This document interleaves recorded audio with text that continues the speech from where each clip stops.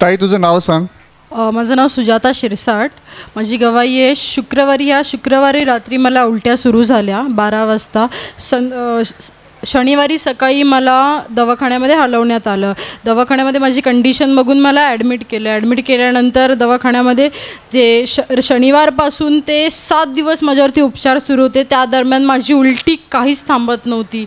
एवढी उलटी होती की मी 1 सिप पाणी जरी पिलं तेही बाहेर निघायचं. 7 दिवस म्हणजे मी काहीच खाल्लं नाही. शनिवार रविवार मी एकाच हॉस्पिटलमध्ये होते. तिथे कंडिशन बघून मला दुसऱ्या हॉस्पिटलमध्ये हलवण्यामध्ये आलं. दुसऱ्या हॉस्पिटलमध्ये घेऊन गेल्यानंतर तिकडे माझे उपचार पुन्हा सुरू झाले. त्या दरम्यान साधारण 10 ते 12 डॉक्टर माझ्यावरती आले असतील वेगवेगळे उपचार करण्यासाठी. कोणाचेच उपचार लागू होत नव्हते. 13,000 रुपयांचा दवा माझ्यावरती झाला या काळामध्ये.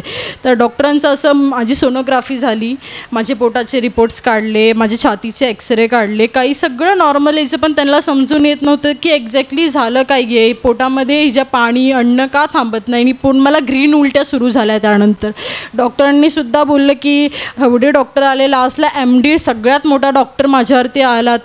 त्यांनीसुद्धा बोललं की आमच्याकडून आता काही होत नाही आहे, तुम्ही हिला घरी घेऊन जा. म्हणजे अनेक उपचार केले पण त्यानंतर तुझी अशी अवस्था होती की तुला काहीच खायला पण होत नव्हतं, पाणी पण जात नव्हतं. अजिबात नाही. आणि माझ्यासमोर माझ्या बाजूच्या बेडचे कोणी विचारायचे, मी एवढी ओरडायचे त्या काळामध्ये. माझ्या पोटामध्ये खूप जास्त दुखायचं, ओरडायचे, रडायचे. बाजूचे विचारायचे की काय झालेलं आहे, एवढी काय परिस्थिती खराब आहे. आणि माझ्यासमोर कोणी पाणी प्यायचे, मी रडायला लागायचे बघून की डॉक्टरांनी सांगितलं होतं आता हिला तर प्यायला होत नाही आहे तर देऊ पण नका, कारण की ते बाहेरच काढले. माझ्यासमोर कोणी, माझे घरचे सुद्धा माझ्यासमोर पाणी वगैरे काही पित नव्हते. मी रडायला लागायचे बघून. त्या काळातला माझा फोटो आहे, मी दाखवते.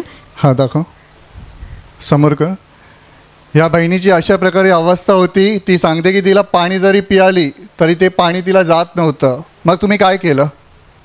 या दरम्यान मी माझ्या घरच्यांनी प्रार्थनेमध्ये फोन लावला, सांगितलं. तिकडून पण मला कळवण्यात आलं की पापांची क्षमा मागा. ह्या दरम्यान माझं सगळं सुरू होतं. गुरुवारी डॉक्टरांनी सांगितलं की आता घरी घेऊन जा. आणि तू सांगतेस की त्या काळामध्ये तुला 3 वेळा पॅनिक अटॅक आले. बुधवारी मला संध्याकाळी पॅनिक अटॅक आले. पॅनिक अटॅक मीन्स नॉर्मली मी बेडवरती होते, माझे घरचे सगळे जमलेत माझ्या बाजूला, मला लक्षात आहे.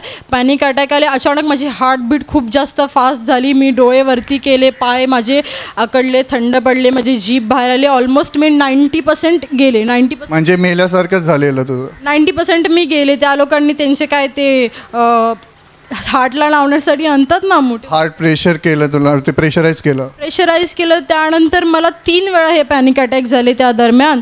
मग तुम्ही काय केलं? मला घरी घेऊन येण्यात आलं. तिकडून 7 वाजेपर्यंत घरी मला दुपारी आणलं. 7 वाजेपर्यंत माझ्यावरती उपचार 7 वाजेपर्यंत मी उलट्या करत होते. घरी करत असताना माझे घरचे जमले सगळे आणि त्या डॉक्टरांनी असं सांगितलं होतं की आतापासून हिला जे आवडेल, जे खायला मागेल ते द्या, तोपर्यंत आहे.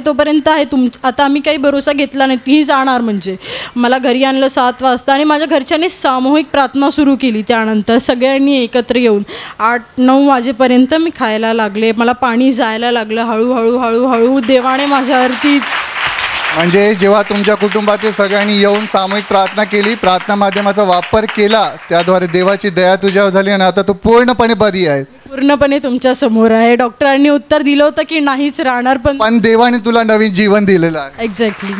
सर्वांनी जोरात टाळ्या वाजून प्रभू येशूला धन्यवाद द्या.